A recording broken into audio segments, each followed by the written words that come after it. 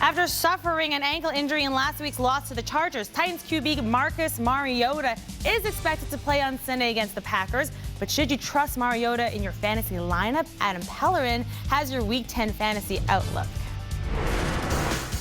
At this point, there are a couple of fantasy duds you can be comfortable moving on from. First off, Rashad Jennings.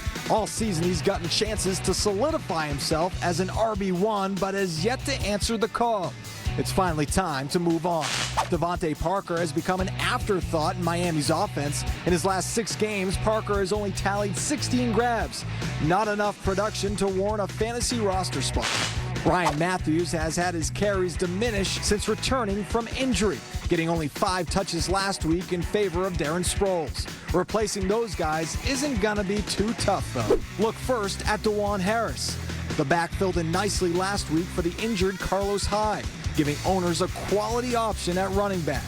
With Hyde still dealing with a lingering shoulder injury, carries should keep coming to Harris. J.J. Nelson, the top waiver wire target at wide receiver this week. Prior to their bye in Week 9, Bruce Arians confirmed his spot as the number 2 receiver on the depth chart. Expect an increase in targets to Nelson. Rashard Matthews and Marquise Lee also smart pickups. Tight end Zach Ertz has made himself a favorite target for Carson Wentz, especially under pressure. He was targeted 8 times last week, and that should continue. Check out NESN.com/fantasyfootball for real-time fantasy news.